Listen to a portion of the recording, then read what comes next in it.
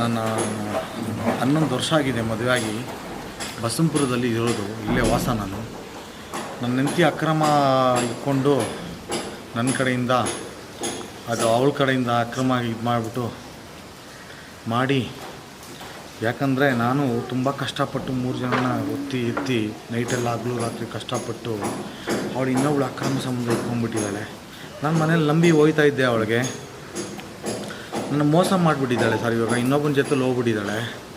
Full ನಾನು ಹಿಂಗೆ ಕಾರ್ಗೆ ಹೋದರೆ ಪ್ರತಿ ದಿವಸ ನೀನು ಎಲ್ಲಿದೆಯಾ ಅಂತ ನನ್ನ ಕೇಳ್ಕೊಳ್ಳೋದು, ಅವ್ನು ಕರ್ಸ್ಕೊಳ್ಳೋದು. ಬಾಚಿನು ಅಂದ್ಬಿಟ್ಟು, ಸಂತು ಅಂದ್ಬಿಟ್ಟು ಬಸಂಪುರದವನು, ಅವನು ಕುಡ್ಕ ಇಸ್ಪಿಟ್ ಗ್ಯಾಂಗರ್ ಅವನು. ನನ್ನ ಹೆಂಡ್ತಿನ ಹಾಳು ಮಾಡ್ಬಿಟ್ಟ. ಸೈಟ್ ಐತೆ ಅದೈತೆ ಅಂದ್ಬಿಟ್ಟು ನನ್ನ ಹೆಂಡ್ತಿನ ಹಾಳು ಮಾಡ್ಬಿಟ್ಟಿದ್ದಾನೆ. ಯಾಮಾರಿಸಿ ಡೈಲಿ ದುಡ್ಡು ಹಾಕೋದು, 500,000 ಹಾಕೊಂಡು ಕರ್ಸ್ಕೊಳ್ಳೋದು, ಅವ್ರ ಮನೆಗೆ ಕರ್ಸ್ಕೊಳ್ಳೋದು, ನಮ್ಮ ಮನೆಗೆ ಕರ್ಸ್ಕೊಳ್ಳೋದು, ಎಲ್ಲ ವೀಡಿಯೋ ಫೋಟೋಸ್ ಎಲ್ಲ ಇದೆ ನನ್ನ ಹತ್ರ.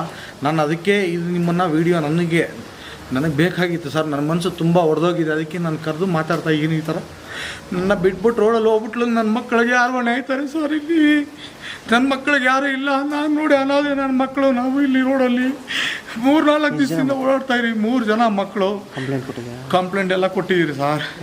ಕಂಪ್ಲೇಂಟ್ ಕೊಟ್ಟು ಎಲ್ಲ ಮಾಡಿಕೊಂಡು ಎಲ್ಲ ಬಂದಿದ್ದೀರಿ ಸರ್. ನನ್ನ ಹತ್ರ ವೀಡಿಯೋ ಇದೆ, ವೀಡಿಯೋ ಕೊಡ್ತಾಯಿದ್ದೀನಿ ಸರ್. ಇವಾಗ ನನ್ನ ತುಂಬ ಮನಸ್ಸು ಹೊಡೆದೋಗಿದೆ, ಅದೇ ಎಲ್ಲ ಹೊಡೆದೋಗಿದೆ. ಯಾಮಾರಿಸಿ ನನ್ನ ಹೆಂಡ್ತಿನ ಕರ್ಕೊಂಡು ಅವ್ರು ಹೋಗಿರೋದು. ಮುದ್ದಾಗ ಚೆನ್ನಾಗವಳೆ, ಬೆಳ್ಳಗೆ ತೆಳ್ಳಗೆ ಚೆನ್ನಾಗವಳೆ ಅಂದ್ಬಿಟ್ಟು ನನ್ನ ಹೆಂಡ್ತಿನ ಯಾಮಾರಿಸಿ ಕರ್ಕೊಂಡೋಗಿದ್ದಾನೆ ಅವನು. ನನ್ನ ಹೆಂಡ್ತಿ ತುಂಬ ಒಳ್ಳೊಳ್ಳೆ ಇದ್ಲು, ಇವರೆಲ್ಲ ಯಾಮಾರಿಸಿ ಪಟಾಯಿಸಿ ಕರ್ಕೊಂಡೋಗಿರೋದು ನನ್ನ ಹೆಂಡ್ತಿನ ಇವರು. ಇಷ್ಟೆಲ್ಲ ನಡೆದಿದೆ ಸರ್ ಬಸಂಪುರದಲ್ಲಿ. 2 ವರ್ಷದಿಂದ ಇಟ್ಕೊಂಡಿದ್ದಾನೆ ಅವನು. 2 ಇಯರ್ಸಿಂದ ನನಗೆ ಗೊತ್ತಾಗಿಲ್ಲ. ನನಗೆ ಭಾನುವಾರ ಗೊತ್ತಾಗಿರೋದು, ಗಣೇಶ ಹಬ್ಬದ ದಿವಸ ಗೊತ್ತಾಗಿರೋದು. ಭಾನುವಾರ 31ನೇ ತಾರೀಕು ಗೊತ್ತಾಗಿರೋದು.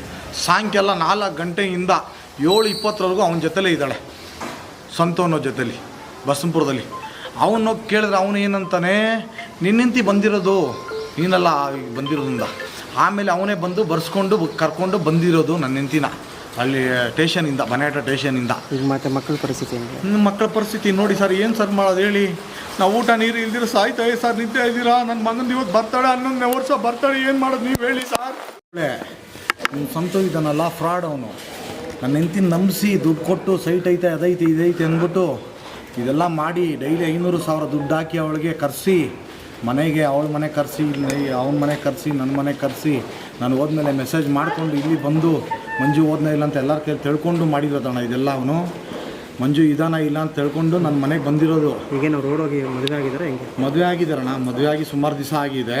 2 ವರ್ಷದಿಂದ ಈ ಮ್ಯಾಟ್ರ್ ಇದೆ ಅಣ್ಣ. 2 ವರ್ಷದಿಂದ ಈ ಮ್ಯಾಟ್ರ್ ಇದೆ. ನನ್ನೆಲ್ಲ ಕೊಟ್ಟಿದ್ದೀನಿ ಅಣ್ಣ, ವೀಡಿಯೋ ಎಲ್ಲ ಇದೆ ನನ್ನ ಹತ್ರ, ಎಲ್ಲ ಕೊಟ್ಟಿದ್ದೀನಿ. ಆಂಧ್ವೆ ಎಲ್ಲ ತಿಳಿಸಿದ್ದೀನಿ. ನನ್ನ ಹೆಂಡತಿ ತುಂಬ ಒಳ್ಳೊಳ್ಳೆ ತೆಳ್ಳಗೆ ಬೆಳ್ಳಗವಳೆ ಅಂದ್ಬಿಟ್ಟು ಎಲ್ಲ ಬಿಳ್ಸ್ಕೊಂಡಿರೋದು. ಇವನು ಸರಿ ಇಲ್ಲ, ಇವನು ಇಸ್ಪೀಟರು ಗ್ಯಾಂಗರು, ಇವನು ಸರಿ ಇಲ್ಲ. ಇವನು ನನಗೆಲ್ಲ ಗೊತ್ತು ಇವನ ಬಗ್ಗೆ. ಆದರೆ ನನ್ನ ಹೆಂಡತಿಗೆ ನಾನು ಹೇಳಿದ್ದೀನಿ ಸರಿ ಇಲ್ಲ, ಇವರೆಲ್ಲ ಸೇರಬೇಡ ಅಂತ. ಆದ್ರೂ ನನ್ನ ಹೆಂಡತಿ ಮೇಲೆ ಬಿದ್ದು ಹೋಗಿರೋದು. ನನ್ನ ಹೆಂಡತಿ ಹೋಗಿಲ್ಲ, ಇವನು ನಾನು ಬಂದು ಕರ್ಕೊಂಡು ಹೋಗಿರೋದು ಇಲ್ಲಿ ನನ್ನ ಮನೆಯಲ್ಲಿ. ಅಲ್ಲ, ಈಗ 3 ಮಕ್ಕಳು ಅನ್ಯಾಯ ಆದ್ರಲ್ಲ, ಏನು 3 ಮಕ್ಕಳು ಅನ್ಯಾಯ. ಏನು ಮಾಡೋದಣ್ಣ? ಇವಾಗ ನನಗೆ 2 ಕಟ್ಬಿಟ್ಟು ಹೋದ್ಲು, ನಾನು ಏನು ಮಾಡಲಣ್ಣ ಹೇಳಿ? ನಾನು ಸೂಸೈಡ್ ಮಾಡ್ಕೊತೀನಣ್ಣ, ಸೂಸೈಡ್ ಮಾಡ್ಕೊತೀನಿ ಅಣ್ಣ. 2 ಗಂಡು 1 ಹೆಣ್ಣು ನನಗೆ. ಫಸ್ಟು ದೊಡ್ಡವನು ಗಂಡು ಮಗು, 2ನೇದು ಹೆಣ್ಮಗು, 3ನೇದು ಹೆಣ್ಮಗು, ಗಂಡು ಮಗು ನನಗೆ ಆಗಿರೋದು. ನನ್ನ ಪ್ರಾಬ್ಲಮ್ ಇಷ್ಟೆಲ್ಲ ಇದೆ ಅಣ್ಣ. ನಾನು ಇರಬೇಕಾ ಬೇಡಬೇಕಾ ಸಾಯ್ಬೇಕಣ್ಣ. ಈ ಥರ ಮಾಡಿಬಿಟ್ಟು ಹೋಗಿದ್ದಾನೆ ಅವನು. ನನ್ನ ಟೋಟಲ್ ಲಾಸ್ ಮಾಡಿದ್ದಾನೆ ಅಣ್ಣ ಅವನು. ನಾನು ಚೆನ್ನಾಗಿದ್ದೀನಿ ಅಣ್ಣ, ಕ್ಯಾಬ್ ಓಡಿಸ್ಕೊಂಡು ಎಲ್ಲ ಮಾಡಿದ್ದೀನಿ. ನನ್ನ ಪ್ರಾಬ್ಲಮ್ ಈ ಥರ ಮಾಡಿದಾರಲ್ಲ ಸರ್, ಯಾರು ಹೊಣೆ ಹೇಳಿ ಸರ್ ನೀವು? ನಾನು ತುಂಬ ಪ್ರಾಬ್ಲಮಲ್ಲಿದ್ದೀನಿ. ಈ ಥರ ಮಾಡ್ಬೋದಾ ಅವನು ಹೇಳಿ? ತುಂಬ ಮಾಡಿಬಿಟ್ಟಿದ್ದಾನೆ. ನನ್ನ ಹೆಂಡತಿಗೆ ನಂಬಿಸಿ ಮೋಸ ಮಾಡಿದ್ದಾನೆ ಸರ್ ಅವನು. ಕರ್ಕೊಂಡೋಗಿದ್ದಾನೆ. ಅವನಿಗೆ ಫಸ್ಟ್ ಟೈಮ್ ಮದುವೆ ಆಗಿ ಹೆಂಡತಿ ಸತ್ತೋಗಿದ್ದಾಳೆ, ಒಂದು ಗಂಡು ಮಗು ಇದೆ. ಆದ್ರೂ ನನ್ನ ಹೆಂಡತಿನ ಕರ್ಕೊಂಡಿದ್ದಾನಲ್ಲ, ಅವನು ಎಂಥ ಫ್ರಾಡು ಸರ್. ತುಂಬ ಫ್ರಾಡ್ ಮಾಡಿದ್ದಾನೆ ಅವನು. ಸಂತು ಅಂದ್ಬಿಟ್ಟು ಬಸಂಪುರದಲ್ಲಿ ಇಸ್ಪೀಟ್ ಗ್ಯಾಂಗರ್ ಅವನು. ಸಂತು ಅಂದ್ಬಿಟ್ಟು ಅವನ ಹೆಸರು. ನಮ್ಮ ಹೆಸರು ಮಂಜುನಾಥ್ ಜಿ. ನಮ್ಮ ವೈಫ್ ಹೆಸರು ಲೀಲಾವತಿ ಆರ್. ಮಂಜು ಅನ್ನೋರು ಡ್ರೈವರ್ ಕೆಲಸ ಮಾಡ್ಕೊಂಡಿದ್ದಾರೆ ಲಾರಿ. 12 ವರ್ಷದಿಂದ ಅವ್ರು ಗೊತ್ತು ನನಗೆ. ಇವಾಗ ಶನಿವಾರ ಭಾನುವಾರ ಬಂದು ಈ ಥರ ನಮ್ಮ ಹೆಂಡತಿ ಹೋಗ್ಬಿಟ್ಟಿದ್ದಾಳೆ ಅಂತ ಹೇಳಿ ಅವರು ಈ ಬಸಂಪುರದಲ್ಲೇ ಸಂತು ಅನ್ನೋರು ಯಾರೋ ಜೊತೆ ಹೋಗ್ಬಿಟ್ಟಿದ್ದಾರಣ್ಣ ಅಂತ. ಸರಿ, ಇನ್ನೇನು ಮಾಡೋದಪ್ಪ, ಹಣೆ ಬರ. ಆಮೇಲೆ ಇವರು ಉಳಿಮಾ ಕೇಸ್ನ ಅಲ್ಲಿ ಇಲ್ಲಿ ಕೇಸ್ನೆಲ್ಲ ಸುತ್ತಿದ್ದಾರೆ, ಏನು ಪ್ರಯೋಜನ ಆಗಿಲ್ಲ ಅಂತ. ಇನ್ನು ಹೋಗ್ಬಿಟ್ಟು ಆ ಹುಡುಗಿ ನಾನು ಬರೋದೇ ಇಲ್ಲ, ನೀನು ಸರಿ ಇಲ್ಲ ನನಗೆ ಅಂತ ಹೇಳಿದರೆ ಇನ್ನೇನು ಮಾಡೋಕ್ಕಾಗುತ್ತೆ? ನನ್ನ ಅಭಿಪ್ರಾಯ ಹೇಳ್ತಾ ಇದ್ದೀನಿ. ಒಬ್ಬ ತುಂಬ ಕಷ್ಟದಲ್ಲಿದ್ದಾನೆ ಮಕ್ಕಳನ್ನ. ಅಂದರೆ ಆ ಮನುಷ್ಯ ತುಂಬ ಕಷ್ಟಪಡೋನು ಸರ್.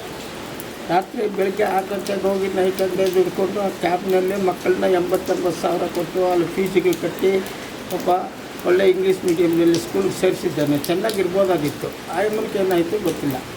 3 ಇಯರ್ಸ್ ಇದು 3 ಜನ ಮಕ್ಕಳನ್ನ ಎತ್ಬಿಟ್ಟು ಈ ಥರ ಬಿಟ್ಟೋಗಿದ್ದು ತುಂಬ ಅನ್ಯಾಯ ಅಲ್ಲ ಸರ್. ಅಂದರೆ ಈಗ ಮಕ್ಕಳ ಪರಿಸ್ಥಿತಿ ಏನು ಸರ್? ಏನು ಸರ್ ಮಾಡೋದು? ಮಕ್ಕಳ ಪರಿಸ್ಥಿತಿ ಏನು ಮಾಡೋದು? ಎಷ್ಟೇ ಆಗಲಿ ಒಬ್ಬ ಮನುಷ್ಯನಿಗೆ ಅವ್ರು ಹೆಂಡತಿ ಬಿಟ್ಟೋಗಿದ್ದಾರೆ ಅಂದರೆ ಪ್ರಾಣ ಕಳ್ಕೊಂಡು ಬಿಡ್ತಾರೆ. ಅಂಥ ಧೈರ್ಯವಾಗಿ ನಾನೇ ಬುದ್ಧಿ ಹೇಳಿ ಬೇಡಪ್ಪ ಬಿಡೋ ಹಣೆ ಬರೋ ಇಷ್ಟೇ ದೇವ್ರು ಕೊಟ್ಟಿರೋದನ್ನ ಇಷ್ಟೇ ಅಂತ ಧೈರ್ಯ ಹೇಳ್ತಾ ಇದ್ದೀನಿ. ಇನ್ನೇನು ಮಾಡೋಕ್ಕಾಗಲ್ಲ ಸರ್. ಒಂದು ಹೆಣ್ಮಗು ನೆತ್ಕೊಂಡು ಹೋಗ್ಬಿಟ್ಟಿದ್ದಾರೆ. 2 ಗಂಡು ಮಕ್ಕಳು ನೋಡಿ, ಅವ್ರದ್ದು ಒಂದು 9 ಇಯರ್ಸ್ ಇರಬೇಕು.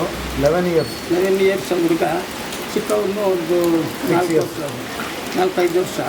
ಅವ್ರ ಗತಿ ಏನು? ಪ್ರಪಂಚದಲ್ಲಿ ಈ ಥರ ಆಗಲೇಬಾರ್ದು. ಅಂದರೆ ಅವ್ರಿಗೆಲ್ಲ ಚಟ್ಟದ ಇರೋದು ಚಟ್ಟ ಏನು ರೂಲ್ಸ್ ಇದೆಯೋ ಅದರಿಂದ ಸಂತೂರು ತರಿಸಿ ಅವರು ಸ್ಟೇಷನಲ್ಲಿ ಬುದ್ಧಿ ಹೇಳಿ ಈ ಥರ ಅವನಿಗೆ ಮದುವೆ ಆಗಿ ಇನ್ನೊಂದು 8 ತಿಂಗಳ ಒಂದು ಮಗು ಇದೆ. ಅವ್ರದ್ದು ಚಟ್ಟ ಪ್ರಕಾರ ಅವ್ರ ಶಿಕ್ಷೆ ಆದರೆ ಇವಾಗ ಮಕ್ಕಳಿಗೆ ಅನ್ಯಾಯ ಆಗಿದೆ ಅಂತ. ಮಕ್ಕಳು ತುಂಬ ಅನ್ಯಾಯ ಅಲ್ವಾ ಆಗಿದೆ ಅಂತೇಳಿ ಸರ್. ತುಂಬ ಅನ್ಯಾಯ ಆಗಿದೆಲ್ಲ. ಇವಾಗ ಅವ್ನು ಗಂಡಸು ದುಡಿಯೋನು ಅವನೇ ಹೊರಗಡೆ ಹೋಗಿ ದುಡ್ಕೊಬರ್ಬೇಕು. ಈ ಮಕ್ಕಳನ್ನ ಸ್ಕೂಲ್ ಕಳಿಸ್ಬೇಕು. ಬೆಳಗ್ಗೆ ಟಿಫನ್ ಏನು, ಸ್ನಾನ ಏನು, ಅದೆಲ್ಲ ಅವ್ರಿಗೆ ಎಷ್ಟು ಪ್ರಾಬ್ಲಮ್ಸ್ ಆಗುತ್ತೆ. ಅದೆಲ್ಲ ತಿಳ್ಕೊಬೇಕಲ್ಲ. ರೂಲ್ಸ್ ಪ್ರಕಾರ ತಗೊಳ್ಳೋದು ತುಂಬ ನನ್ನ ಐಡಿಯಾ ಸರ್. ಪೊಲೀಸ್ ಸ್ಟೇಷನಿಂದ ಅವರಿಬ್ಬರನ್ನೂ ಕರೆಸಿ ಶಿಕ್ಷೆ ಕೊಟ್ಟು ಅವ್ರು ಏನು ಅಂತ ಅಕಸ್ಮಾತ್ ಹುಡುಗಿ ಒಪ್ಕೊಂಡ್ರೆ ಮತ್ತೆ ಬಂದು ಸೇರಿಕೊಂಡ್ರೆ ನಮಗೇನು ಪ್ರಾಬ್ಲಮ್ ಇಲ್ಲ. ಮಕ್ಕಳ ಕತೆ ನೋಡಬೇಕಲ್ಲ. ಇನ್ನು ಬರೀ ಲವ್ ಅದು ಇದು ಅಂತಿದ್ರೆ ಮಕ್ಕಳನ್ನ ಯಾರಿಗೂ ಸಾಕೋದು? ಅವ್ರ ಎಜುಕೇಷನ್ ಏನು ಇಲ್ವ ಸರ್? ನನ್ನ ಅಭಿಪ್ರಾಯ ಸ್ಟೇಷನ್ ಕರೆಸ್ಕೊಂಡು ಯಾಕೆ ಹತ್ರ ಇದೋ ಸ್ಟೇಷನ್ ಕರೆಸ್ಕೊಂಡು ಇವ್ರನ್ನ ಸಂತೂರು 4 ಬುದ್ಧಿ ಮಾತು ಹೇಳೋರಿಲ್ಲ ಹೊರದು ಅವ್ರಿಗೇನೋ ಒಂದು ಶಿಕ್ಷೆ ಕೊಟ್ಟು ಈ ಹುಡುಗಿನ ತಗೊಂಡ್ಬಂದು ಅವ್ರ ಹತ್ರ ಸೇರಿಸಿದ್ರೆ ನಾನು ಕೈ ಮುಗಿತೀನಿ.